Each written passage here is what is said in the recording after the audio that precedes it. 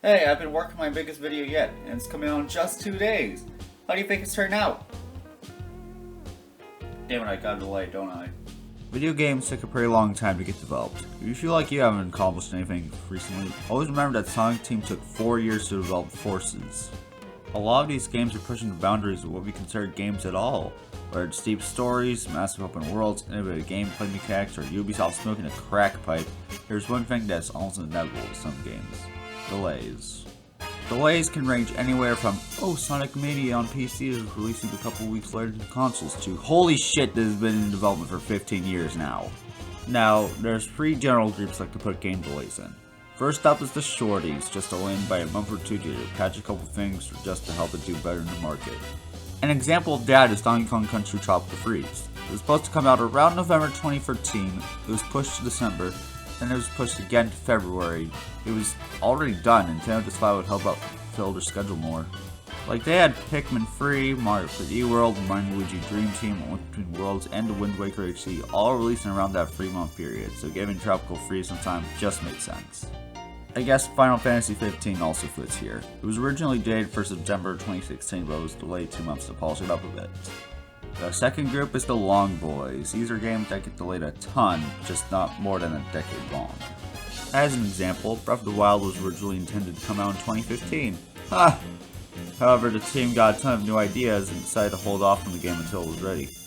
I wonder if that worked out for them. Oh my god. Also, Final Fantasy 15 began development around 2012, so that's around a 4-year long wait.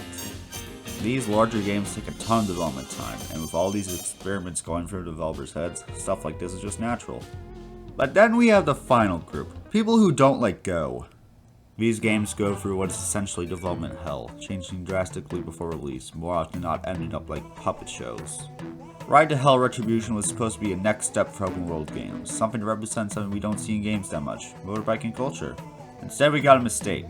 A funny mistake, but a pretty huge mistake. But don't take my word for it, let's see what our good friends at Metacritic.com think. Oh. Wait, actually there's one more group. The dumb ones. In 2012, Rayman was living the dream. He had a successful game and was about to release another. Just one small problem, it was on the Wii U. After one delay to February 2013, Ubisoft decided to indefinitely delay the game. And by that I mean they ported it to Xbox 360, PlayStation 3, and Vita.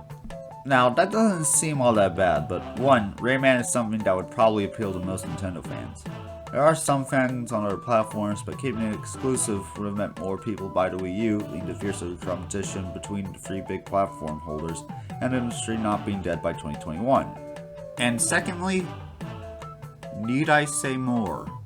And speaking of Rockstar, they spend more time delaying games than making them at this point. Remember when Red Dead Redemption 2 was coming out in October 2017? Or when GTA 5 was coming out in the spring? Don't even get me started on Persona 5. This game changed a good bit during its 6-year development cycle. Characters were changed, the entire setting of the game was overhauled, gameplay concepts were added and dropped, and apparently you are going to live with a certain someone, and I can't say how important they are, but if you play the game, I think you kind of get it. Just looking at footage from 2015, the game still changed a good amount. If you want to find out what fully happened with that, here's Base64's video on it. It's actually really good, just to watch it after this, maybe, please? Now here's a funny one. Final Fantasy Crystal Chronicles Remastered. This was announced in 2018 as a remaster of a GameCube game, and it was scheduled for early 2020. That's already pathetic. Just a reminder that it is the same company that took 5 years to remake 20% of Final Fantasy VII. I mean, it's barely heavily overhauled, but it's a remake. Maybe. Anyways, Crystal Chronicles Remastered released in August. I get there's an online mode, but this long for a GameCube remaster that doesn't even run well. Well, now I'm just in the mood to talk about a ton of stupid delays, so why not? For some reason, we played it in launch with the Wii in North America, released in early 2007, while the other regions had since launch. What the hell was going on there? Remember Dreams? Ha! 7 years and people stopped caring. Nintendo delayed the Nintendo 64 so much they made an entire Virtual Boy. No, really, that's basically the only reason it exists. Mario 3 on the Wii U got announced in Nintendo Direct in August and released in April. What? First off, why announce Mario 3 in a direct? Just like telling me the sky is blue, I kinda expect that. In 8 months. 8!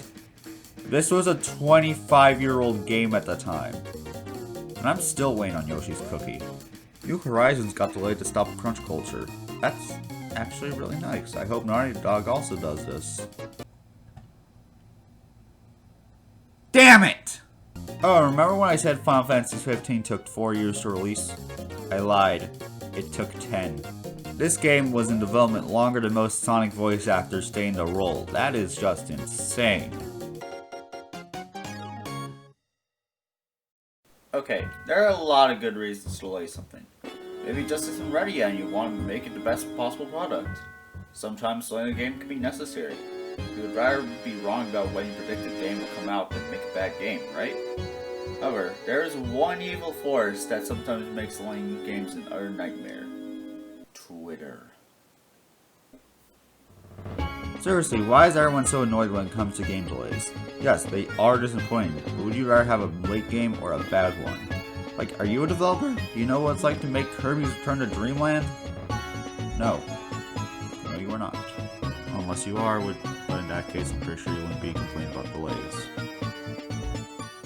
Guess it's time to wrap things up. Game delays are crucial to making a quality product. If we don't allow developers to take their time, then we are more likely to get pure dog shit. However, if we just give them the time they need to polish a game up, it will lead to an overall better product. But I've been waiting for Tekken Cross Street Fighter for 9 years now. How much better can I get before I pop out of existence? Well, at least I got an answer.